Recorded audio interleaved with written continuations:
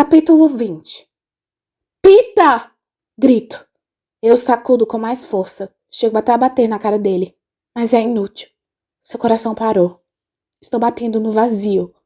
Pita! Finnick encosta Max numa árvore e me empurra para o lado. Deixe-me tentar. Seus dedos tocam pontos do pescoço de Pita, percorrem os ossos em suas costelas e coluna. Em seguida, ele fecha as narinas de Pita. Não! Berro, jogando-me em cima de Pita, pois certamente a intenção dele é se certificar de que Pita esteja morto. Afastar qualquer esperança de que ele recobre a vida. A mão de Finnick se ergue e me bate com tanta força no peito que me choco contra o tronco da árvore mais próxima. Fico tonta por um instante, pela dor e por tentar readquirir o fôlego, enquanto vejo Finnick tapar novamente o nariz de Pita. De onde me encontro, puxo uma flecha, posiciono-a no arco e estou a ponto de lançá-la quando sou detida pela visão de Finnick beijando Pita. E a coisa é tão bizarra, mesmo para alguém como Finnick, que me contenho. Não, ele não está beijando Pita.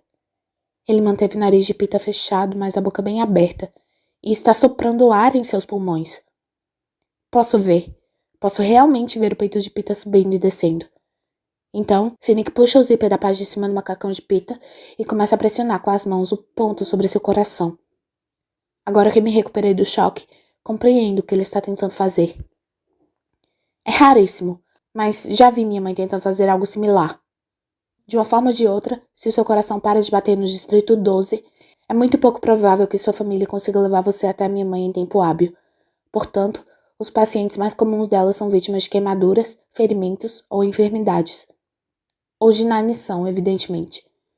Mas o mundo de Finnick é diferente. Seja lá o que ele esteja fazendo, não é a primeira vez. Dá pra ver um ritmo e um método em sua ação. Quando me dou conta, já estou abaixando o arco e inclinando-me na direção dos dois para torcer para que haja algum indício de sucesso. Minutos agonizantes se arrastam à medida que as minhas esperanças diminuem. No momento em que estou admitindo que já é tarde demais, que Peter está morto, perdido, para sempre inatingível, ele tosse um pouco e Finnick finalmente se senta no chão. Deixo as minhas armas à terra enquanto me grudo a ele. Peter! Digo suavemente.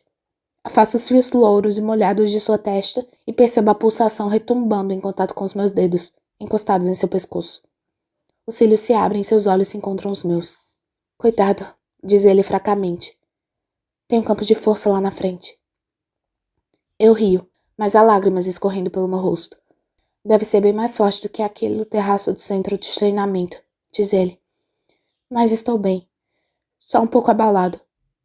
Você estava morto! Seu coração parou!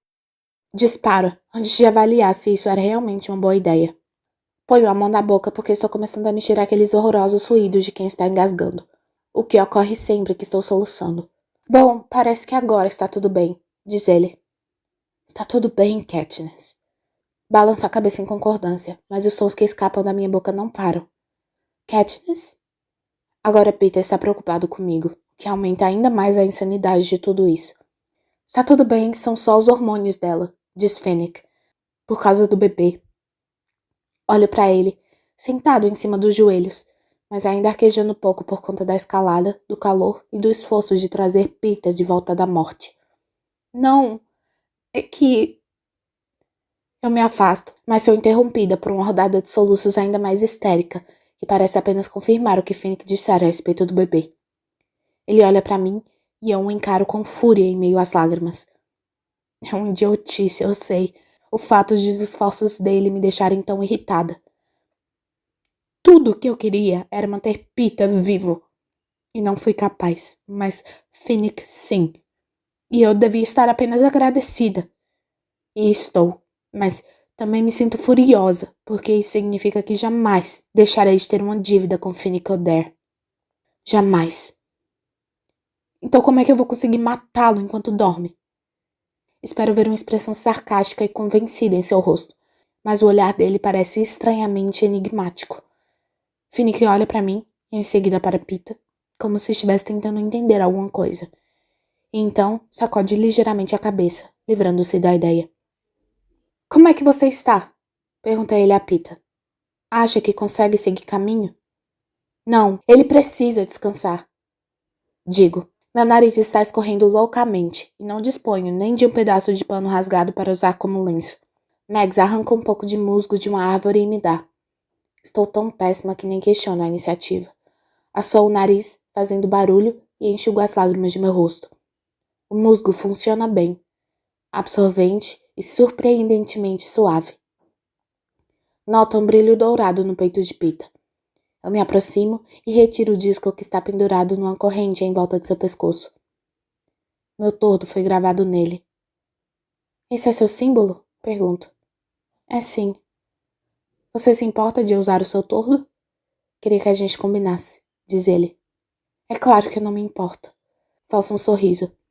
Pita aparecendo na arena usando um tordo é não só uma bênção, como também uma maldição. Por um lado, isso deveria servir como estímulo para os rebeldes no distrito. Por outro, é difícil imaginar que possa passar despercebido ao presidente Snow, o que torna a tarefa de manter Pita vivo ainda mais difícil. Quer dizer, então, que você quer montar acampamento aqui? Pergunta Finnick. Não acho que isso seja uma opção, responde Pita. Ficar aqui, sem água, sem proteção. Estou me sentindo bem, juro. Se a gente pudesse ir um pouquinho mais devagar, acho que não teria problema. Mais devagar é melhor do que parado. Finnick ajuda Pita a se levantar enquanto me recomponho. Desde que acordei hoje de manhã, assisti a Sina ser brutalmente agredido, aterrissei em uma outra arena e vi Pita morrer. No entanto, estou contente por Fina continuar com o joguinho da gravidez comigo, porque, pelo ponto de vista de um patrocinador, não estou lidando tão bem assim com as coisas. Verifico as minhas armas, que sei que estão em perfeitas condições, porque isso faz com que eu pareça mais no controle da situação. Vou na frente, anuncio. Pita começa a fazer uma objeção, mas Finnick o corta de imediato. Não, deixe aí. Ele franze a testa para mim. Você sabia que aquele campo de força estava lá, não sabia? Bem no último segundo você percebeu, não foi? Você começou a dar o alarme. Eu balanço a cabeça em concordância. Como é que você sabia? Hesito. Revelar que sei o truque de Beatty e o Iris para identificar um campo de força poderia ser perigoso. Não sei se os idealizadores dos jogos repararam ou não no momento em que eles dois fizeram a observação durante o treinamento. De uma forma ou de outra, possuo informação valiosa. E se eles souberem que eu sei, talvez façam algo para alterar o campo de força para que eu fique impossibilitado de ver a aberração daqui para frente. Então eu minto. Não sei. É como se eu tivesse ouvido algo. Escutem. Todos nós ficamos imóveis. Ao som de insetos, pássaros, a brisa na folhagem. Não estou escutando nada, diz Pita. Mas tem um som sim, insisto. É parecido com o som da cerca no Distrito 12 quando a eletricidade está acionada, só que bem menos intenso. Todos escutam, agora com muita atenção. Eu também, embora não haja coisa alguma para se escutar. Agora, digo. Vocês não conseguem ouvir? Vem do local à direita onde Pita recebeu o choque. Também não estou ouvindo nada, diz Finnick. Mas se você está, por favor, vá na frente. Decido continuar com o jogo, por mais que ele não tenha nenhum valor. Que estranho, digo. Balanço a cabeça de um lado para o outro, como se estivesse confusa. Só consigo escutar pelo meu ouvido esquerdo. O que foi reconstruído pelos médicos? Pergunta Pita. Isso, digo e em seguida dou de ombros. Talvez eles tenham feito um trabalho melhor do que haviam imaginado. Vocês sabem como são essas coisas. Às vezes escuto sons engraçados desse lado. Coisas que a gente normalmente não acha que fazem barulho. Tipo asas de inseto ou neve batendo no chão. Perfeito. Agora toda a atenção vai se voltar para os cirurgiões que consertaram meu ouvido surdo depois dos jogos do ano passado. E eles vão ter de explicar porque eu escuto como um morcego. Você, disse Max, cutucando-me para andar. E então, sigo em frente. Como devemos nos mover lentamente, Max prefere caminhar, com a ajuda de um galho que Finnick rapidamente transformou em uma bengala para ela. Ele também faz um cajado para Pita, o que é bom porque, apesar de seus protestos, acho que tudo que Pita realmente deseja é se deitar. Finnick se mantém para trás, de modo que pelo menos uma pessoa fique em alerta, cuidando da retaguarda. Caminho com o campo de força à minha esquerda, porque esse é supostamente o lado do meu ouvido sobre-humano. Mas como tudo isso não passa de uma invenção, corto um cacho de nozes que estão penduradas como se fossem uvas numa árvore próxima e as jogo na frente à medida que vou andando. Essa também é uma boa ideia, já que estou com a sensação de estar com mais frequência perdendo do que avistando os pontos que indicam a presença do campo de força. Sempre que uma noz atinge o campo de força, sobe uma fumacinha antes de ela aterrissar no chão aos meus pés, preta e com a casca quebrada. Depois de alguns minutos, ouço um barulho atrás de mim e me viro para ver Max descascando uma das nozes e enfiando-a em sua boca já aberta. Max! Cospe isso! Ela pode estar envenenada. Ela resmunga qualquer coisa e me ignora, lambendo os beiços com visível prazer. Olho na direção de Finnick em busca de apoio, mas ele apenas ri. Acho que vamos descobrir, diz ele. Sigo em frente, pensando em Finnick, que salvou a velha Max, mas permite que ela coma nozes estranhas, que recebeu o selo de aprovação de Hammett, que trouxe Pita dos mortos. Por que ele não deixou morrer e pronto? Ele não teria culpa nenhuma. Eu nunca imaginaria que ele fosse ter a capacidade de revivê-lo. Por que ele teria vontade de salvar Pita? E por que ele estava tão determinado a se aliar a mim? Disposto a me matar também, se fosse o caso, mas deixando a escolha de lutarmos ou não um contra o outro inteiramente para mim. Continuo andando e jogando nozes, às vezes vislumbrando um pedacinho do campo de força, tentando enveredar pela esquerda para achar um ponto por onde possa passar, escapar da cornucópia e encontrar água, se tiver sorte. Mas depois de mais ou menos 1 hora nesse ritmo, eu me dou conta de que estamos perdendo tempo. Nós não estamos fazendo nenhum progresso seguindo pela esquerda. Na realidade, o campo de força parece estar nos conduzindo através de uma trilha curva. Paro e olho para Max mancando atrás de mim e para o rosto suado de Pita. Vamos dar uma parada, digo. Preciso dar uma olhada de cima. A árvore que escolho parece ser ainda mais alta do que as outras. Escalo os galhos retorcidos, mantendo-me o mais próximo possível do tronco. Não dá para dizer o quão facilmente esses galhos emborrachados podem ceder. Mesmo assim, subo a uma altura além do limite do bom senso, porque há algo que preciso ver. Quando agarro um pedacinho do tronco, não muito mais largo do que um cepo, balançando o corpo para frente e para trás na brisa úmida para me manter equilibrada, minhas suspeitas se confirmam. Há uma razão para não podermos virar à esquerda. Uma razão para jamais conseguirmos. Do precário ponto de observação em que me encontro, consigo ver o formato de toda a arena pela primeira vez. Um círculo perfeito, com uma roda perfeita no meio. O céu acima da circunferência da selva está tingido com uma tonalidade rósea e uniforme. E acho que consigo distinguir 1 ou 2 daqueles quadrados ondulados, brechas na armadura, como Wyrus e Biri chamaram, porque eles revelam o que deveria estar oculto e são, portanto, um ponto frágil. Só para ter certeza absoluta, atiro uma flecha no espaço vazio acima das copas das árvores. Há uma explosão de luz, um súbito vislumbre de céu azul real, então a flecha jogada de volta à selva. Desço para dar aos outros a má notícia. O campo de força deixou a gente preso num círculo. Um domo, para falar a verdade. Não sei até que altura ele vai. Tem a cornucópia, o mar e depois a selva cercando tudo. Muito certinho. Muito simétrico e não muito grande, digo. Você viu a água? Pergunta Finnick. Só a água salgada do local onde os jogos começaram. Deve haver alguma outra fonte, diz Pita, franzindo a testa. Ou então estaremos todos mortos em questão de dias. Bom, a vegetação é densa. Pode ser que haja fontes ou córregos em algum lugar. Digo, cheio de dúvidas. Sinto instintivamente que a capital talvez esteja querendo que esses jogos impopulares terminem o mais rápido possível. Talvez Plutarch Heavensbee já tenha recebido ordens para acabar conosco. De qualquer modo, não faz sentido tentar descobrir o que existe do outro lado da montanha, porque a resposta é nada. Deve haver água potável entre o campo de força e a roda, insiste Pita. Todos nós sabemos o que isso significa. Voltar.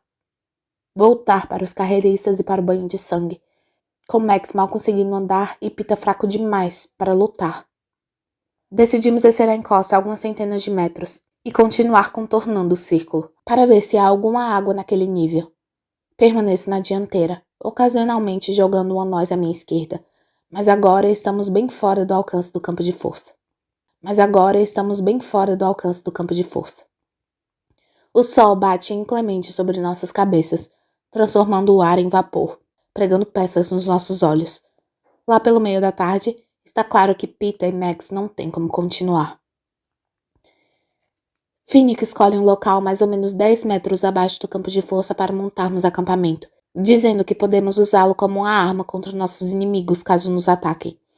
Então, ele e Max puxam lâminas da grama que crescem em tufos que chegam a 1,5 metro de altura e começam a tecê-los para fazer esteiras. Como Max parece não ter tido nenhum efeito colateral por ingerir as nozes, Peeta colhe uma grande quantidade delas e as frita, atirando-as contra o campo de força. Ele remove metodicamente a casca e empilha o conteúdo comestível em cima de uma folha. Monta o guarda, inquieta e calorenta, e com os nervos à flor da pele, em virtude das emoções do dia. Com sede. Estou com muita sede. Finalmente não consigo mais suportar. Finnick, por que você não monta guarda enquanto eu vou atrás de água? Digo. Ninguém se entusiasma muito com a ideia de eu sair sozinha, mas a ameaça da desidratação paira sobre nós. Não se preocupe, eu não vou me distanciar muito, prometo a Peeta. Eu também vou, diz ele. Não, vou ver se consigo caçar alguma coisa. Eu não acrescento, e você não pode vir comigo porque faz muito barulho, mas está implícito. Ele iria não só espantar as presas, como também me colocar em perigo com seus passos pesados. Não demoro. Movimento-me sorrateiramente em meio às árvores, feliz por ver que o solo é bem propício a um caminhar sem ruído. Sigo por uma diagonal, mas não encontro nada além de mais vegetação densa. O som do canhão faz com que eu pare. O banho de sangue na cornucópia deve ter acabado. O número de tributos mortos está agora disponível. Conto os tiros, cada qual representando um vitorioso morto. 8. Não tanto quanto no ano passado, mas parece mais, já que eu conheço a maioria dos nomes. Subitamente fraca, encosto numa árvore para descansar, sentindo o calor drenar a umidade de meu corpo como uma esponja. Fica difícil engolir e a fadiga está tomando conta de mim. Passo a mão pela barriga, na esperança de que alguma mulher solidária se torne minha patrocinadora e Heimit possa assim enviar um pouco de água. Sem sorte. Desabo no chão.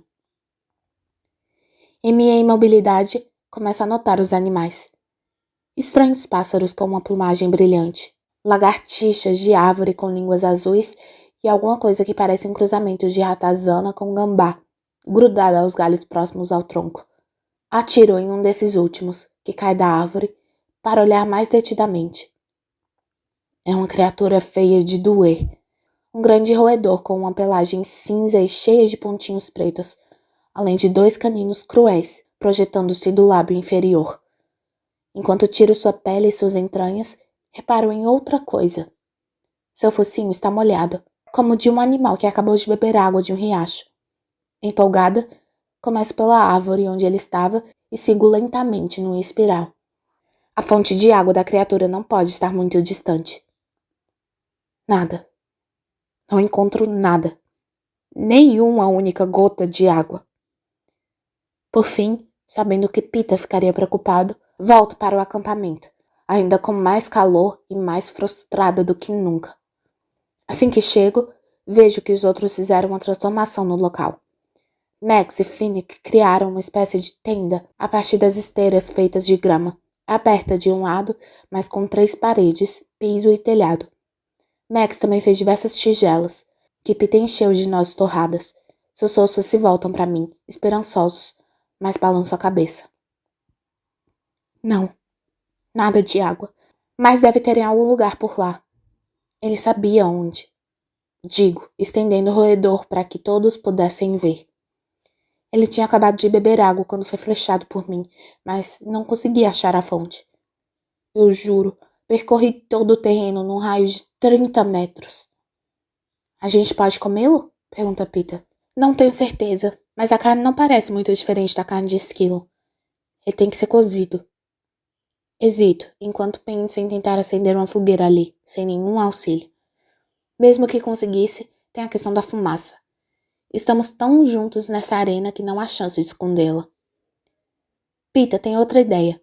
Ele pega um pedaço da carne do roedor, espeta-a num galho pontudo e a deixa cair no campo de força. Há um crepitar rápido e o galho voa de volta. O pedaço de carne está preto do lado de fora, mas bem cozido do lado de dentro. Damos a ele uma salva de palmas, mas paramos rapidamente ao lembrar onde estávamos. O sol branco se põe no céu róseo, enquanto nos reunimos na tenda. Ainda estou cautelosa em relação às nozes, mas Finnick diz que Mags é a sequência de outros jogos. Não me preocupei em perder tempo na estação de plantas comestíveis no treinamento, porque isso não me deu trabalho algum no ano passado. Estou arrependida, pois certamente encontraria por lá algumas das plantas desconhecidas que agora me cercam, e assim poderia aprender mais sobre o local para onde estava sendo enviada. Max parece bem, entretanto, e ela está comendo as nozes há horas. Então, pego uma e dou uma breve mordida. Tem um sabor suave e levemente adocicado que me lembra castanha. Acho que está tudo bem. O roedor tem um sabor forte de carne de caça, mas é surpreendentemente suculento. Para falar a verdade, não é uma refeição ruim para a nossa primeira noite na arena. Se ao menos tivéssemos alguma coisa líquida para ajudar a comida a descer. Finnick faz diversas perguntas sobre o roedor, que decidimos chamar de rato de árvore. Em que altura ele estava, quanto tempo eu o observei antes de atirar e o que ele estava fazendo. Não me lembro de o bicho estar fazendo alguma coisa especial, farejando atrás de insetos ou algo assim. Temo a chegada da noite.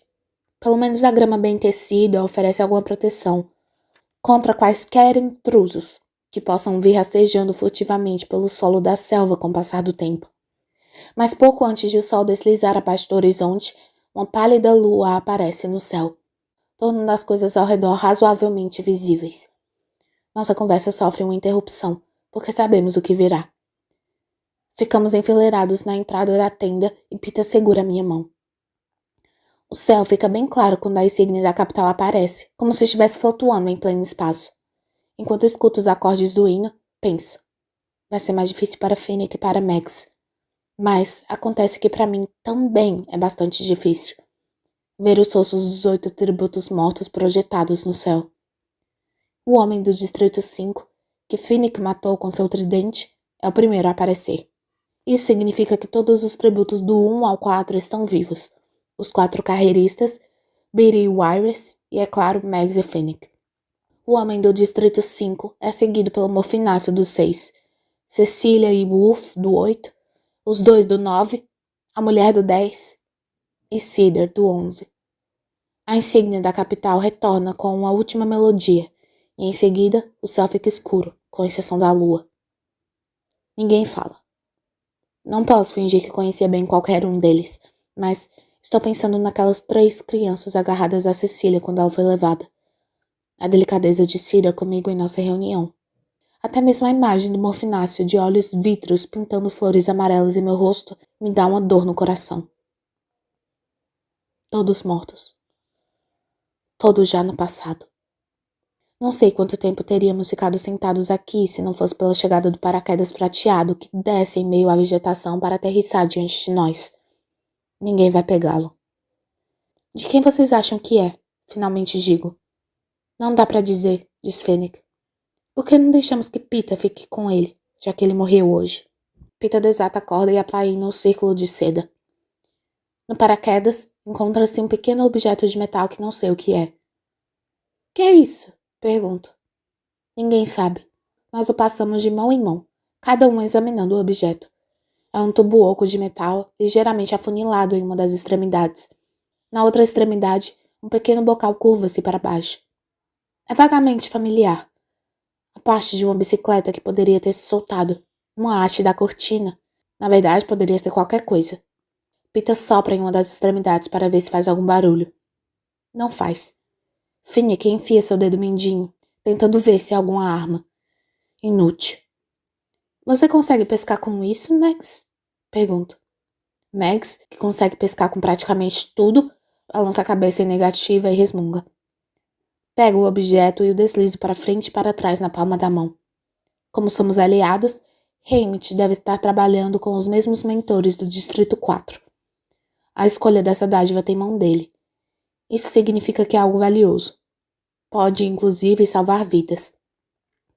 Relembro o ano passado, quando eu queria tanto água, mas ele não mandava porque sabia que eu poderia encontrar se tentasse. As dádivas de Heimit, ou a falta delas, carregam consigo mensagens de peso. Quase consigo ouvir a voz dele me dando uma bronca. Use o seu cérebro, se é que possui um. O que é isso? Enxugo o suor dos olhos e estendo a dádiva ao luar. Movo-a para um lado e para o outro, vendo-a a partir dos mais diferentes ângulos, cobrindo partes dela e então revelando-as, tentando fazer com que ela divulgue seus propósitos para mim. Finalmente, frustrada, enfio uma das extremidades na terra. Desisto. De repente, se a gente se juntar a Beatty e o Iris, eles vão descobrir do que se trata essa coisa. Eu me estico, pressionando meu rosto quente na esteira grama, olhando a coisa com irritação. Pita aperta um ponto tenso entre meus ombros e me permite um momento de relaxamento. Imagino porque esse lugar não refrescou nem um pouco agora que o sol já foi embora. Imagino o que está acontecendo em meu distrito. Prim, minha mãe, Gale, Madge. Penso neles me assistindo de suas casas. Pelo menos espero que estejam em casa. Que não tenham sido presos por Thread. Que não tenham sido castigados como Sina está sendo. Como Darius está sendo. Castigados por minha causa. Todos eles. Começo a sentir saudades deles. Do meu distrito, da minha floresta. Uma floresta decente, com árvores robustas, cheias de comida e de presas que não são bizarras. Córregos e riachos. Brisas refrescantes. Não, ventos frios, para soprar para longe esse calor sufocante. Invoco um vento assim em minha mente, permitindo que ele congele minhas bochechas e deixe meus dedos dormentes. E de imediato, o pedaço de metal parcialmente enterrado na terra preta adquire o nome. Uma cavilha! Exclamo, sentando-me com um salto. O quê? Pergunta Fennec. Arranco o objeto do solo e o limpo. Tampo com a mão a extremidade afunilada e olho para o bocal. Sim, já vi uma coisa dessas antes. Num dia frio e ventoso, muito tempo atrás, quando estava na floresta com meu pai. Inserida profundamente no buraco feito na lateral de um bordo. Uma trilha para a seiva fluir em direção ao nosso balde. Xarope de bordo poderia deixar até o nosso pão duro saboroso. Depois que meu pai morreu, não sei o que aconteceu com as várias cavilhas que ele tinha. Provavelmente estão escondidas em algum lugar da floresta, onde jamais serão encontradas. Isso aqui é uma cavilha. Funciona como uma torneira. Você coloca numa árvore e a seiva sai por ela. Olho para os sinuosos troncos verdes ao meu redor. Bom, tem que ser o tipo certo de árvore. Seiva? Pergunta Fennec. Eles também não têm um tipo certo de árvore no litoral. Para fazer xarope, diz Pita. Mas deve haver algo mais dentro dessas árvores. Ficamos imediatamente de pé. Nossa sede. A falta de fontes de água. Os dentes afiados e o focinho molhado do rato de árvore. Só pode haver uma coisa que vale a pena dentro desses troncos. Phoenix se prepara para martelar a cavilha na casca verde da maciça árvore com uma pedra, mas eu o detenho. Espera aí. Você pode estragar a coisa. Primeiro, a gente precisa fazer um buraco, digo. Não há nada que possamos usar para fazer um buraco, de modo que Megs oferece seu furador, e Pita o insere profundamente no tronco, enterrando a broca uns 5 centímetros na árvore. Ele e Phoenix se revezam, abrindo o buraco com o furador e as facas, até que ele possa acomodar a cavilha. Eu a encaixo cuidadosamente e todos nós ficamos parados à espera. A princípio, nada acontece. Então, uma gota d'água escorre pelo bocal e aterrissa na mão de Megs. Ela lambe a mão e estica em busca de mais. Girando e ajustando a cavilha, conseguimos uma fina corrente de água. Revezamos nossas bocas debaixo da torneira, molhando nossas línguas ressecadas. Megs traz uma cesta e a grama está tão bem tecida que retém água. Enchemos a cesta e passamos de mão em mão, dando profundos goles e mais tarde, luxuriosamente, espirramos o líquido em nossos ossos sujos. Como tudo aqui, a água é quente, mas esse não é o momento de ser exigente. Sem a sede para nos distrair, nos damos conta do quanto estamos exaustos e fazemos preparativos para a noite. No ano passado, eu sempre tentava deixar meu equipamento pronto caso precisasse fazer uma fuga rápida no meio da noite. Esse ano, não há mochila para ser preparada. somente as minhas armas, que de qualquer maneira não vão ficar longe de mim. Então, penso na cavilha e a retiro do tronco. Arranco uma trepadeira bem dura das folhas da árvore, enfio-a no centro oco do objeto e amarro a cavilha em meu cinto. Phoenix se oferece para ser o primeiro a montar a guarda, e eu concordo, ciente de que terá de ser um de nós dois, até que Pita tenha descansado o suficiente. Deito-me no chão da tenda ao lado de Pita e peço a Phoenix para me acordar quando estiver cansado. Em vez disso, sou arrancada de meu sono horas mais tarde, pelo que parece o badalar de um sino. Blém! Blém! Não é exatamente como os que tocam no edifício da justiça no Ano Novo, mas é razoavelmente semelhante para que eu o identifique. Pita e Max não são acordados por ele, mas Phoenix está com o mesmo semblante atento que eu. As badaladas param. Contei 12, diz ele. Concordo, balançando a cabeça. 12. O que isso significa? Uma badalada para cada distrito? Talvez, mas por quê? Deve significar alguma coisa. Você faz ideia do quê? Nenhuma, diz ele. Esperamos novas instruções. Quem sabe uma mensagem de Claudius Templesmith. Um convite para um banquete. A única coisa digna de nota aparece ao longe. Uma rajada de eletricidade extremamente brilhante atinge uma árvore imensa e, em seguida, uma tempestade de raios surge no céu. Imagino que seja indicação de chuva, de uma fonte de água para aqueles que não possuem mentores tão espertos quanto Hammett. Vá dormir, Phoenix.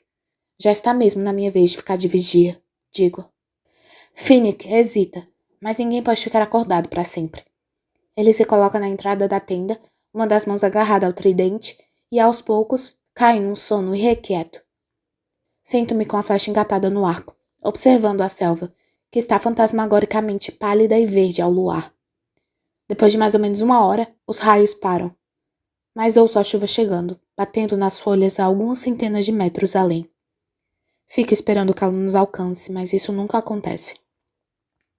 O som de um canhão me deixa sobressaltada, embora não chame muito a atenção de meus companheiros adormecidos. Não há sentido em acordá-los por isso. Um outro vitorioso morto. Nem me dou o direito de imaginar quem deve ser. A chuva imprecisa para, subitamente, como ocorreu com a tempestade na arena do ano passado. Momentos depois de parar, vejo a névoa deslizando suavemente do ponto onde o temporal acabara de ocorrer. Apenas uma reação. Chuva fresca sobre o solo quente, penso. Ela continua a se aproximar num ritmo constante. Os pequenos anéis espiralados avançando e, em seguida, se recurvando como dedos, dando a impressão de que estão puxando tudo atrás deles. À medida que observo, sinto os pelos do meu pescoço se eriçando. Há algo de errado nessa névoa. A progressão da linha de frente é uniforme demais para ser natural.